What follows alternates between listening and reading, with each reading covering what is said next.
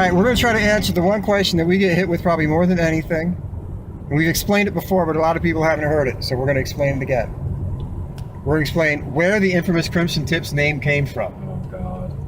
Ha ha ha ha. Years ago, circa 2009, I think it was, we were watching a show called X-Play about video games and shit. They were talking about breast physics in games where boobs bounce. And something about the programming dude was saying, he goes, you know, our hearts felt to the guy has to program bouncing boobs.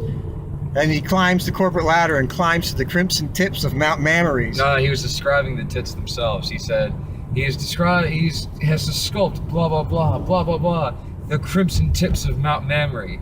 That's where it was some shit like that, dude. It's been 7 years. I can't remember that one. He was old. Anyway, I don't think X-Play's around anymore. No, it's not. I remember looking at Kyle and I said, did he just say crimson tips to describe a nipple?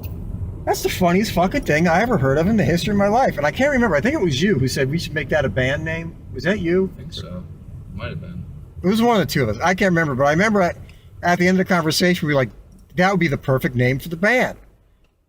Crimson Tips. Because where else are you going to... Nobody knows what the fuck it means. Nobody's ever heard of it. It doesn't describe any one kind of music, so you don't know what you're going to hear. But really, it's a euphemism for nipples. There you go. So anybody, instead of calling our band Big Red Nipples, we went with Crimson Tips. Boom! Thank Adam Sessler, whoever wrote his scripts on X-Play. Yeah, Adam Sessler. Yeah, it was Adam Sessler. Adam Sessler and Morgan Webb hosts X-Play. As a matter of fact, it was a great moment in time. Crimson Tips. Everybody thinks it's some vampire shit or something like. First official musical instrument you own. That was a real one, not a toy. Phone Les Paul Special 2. It was $99 a drum sound. That's true. I forgot. You know what? I thought it was the. Yeah, we're gonna. I thought it was the nice SG one, but I forgot about the Special 2. It was actually I played your 51 for about a month. Then I got the Special 2. It was either the black one or the wood model, and the wood model was $30 more. And you're like, you can just spring on that, and I didn't. I got the black one. Your favorite. All right, first musical instrument. Still drums. I can't remember what the heck the name of it. It was like when I was in a little starter kid sets that my Uncle Franz gave me. No shit. Yeah. I was in the fourth grade. It was like a Teisco Del Rey guitar. Piece of shit. Still own it. Plays horrible. Almost useless to have. But about a year after that, my mother got me a Conn trumpet. And I played that for like 8 years in school bands and everything like that. And then started buying real guitars that came in handy. So, that's about it. Okay, Kai, your dream band. Who would it be? Jerry Cantrell. Probably. Yeah, Jerry Cantrell on guitars, probably. Danny Carey on drums, even though I don't think they'd work well together. On bass would be Doug Pinnick. And I don't even know who would sing. Probably just Doug would just sing because that would be best. Yeah, unless they got like, or Glover would be fun to watch sing for them, but I don't know. They probably wouldn't work well together, so fuck it.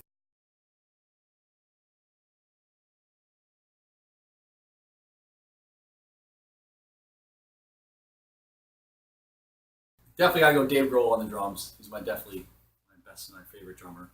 I think for guitars, I probably want to go Kirk Hammett from Metallica. Mm-hmm. He's definitely my go-to guy. And then as far as bass, I don't know. I can't really pick out a bass player that I like. I mean, it doesn't really matter to me. You know, they all got some good. Probably Cliff Burton also from Metallica. Of course, he passed away. But then vocals, I think I'd want to switch it up somewhere in the Pearl Jam / Nirvana. So either Kurt Cobain or Eddie Vedder, maybe both of them. Maybe Chris Cornell too from Soundgarden. You know, maybe all. That'd be my vocals. Okay, I'm going to try, this is my hard part, I'm going to try to keep everybody from a different band. So I was just thinking what everybody was doing, I'm like, okay. It's tough to do. If somebody can go I know, together. It's really tough, because there's so many from same bands I'd want. But on drums, I would take Eric Carr, the late, great Eric Carr, because that guy was a beast, he was a monster. On bass, I'm going to copy Kyle, because I have to have Doug Pinnick, he's my favorite bass player by far. Rhythm guitar, because I'm going to put two of them in there, I'm going to put Pete Townsend. Pete Townsend was my boy. Lead guitar, it's going to have to be Brian May. There's a lot of people. It could be Peter Frampton, it could be George Lynch, but I'd have to have Brian May on there because I love that guy.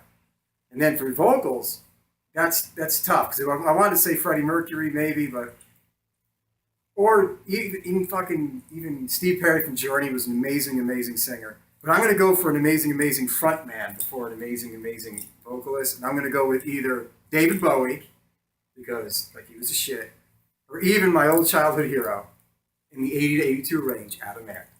When he was a pirate and all fucked up because he could sing, he could dance, he could do the whole fucking thing. That'll be it. Okay.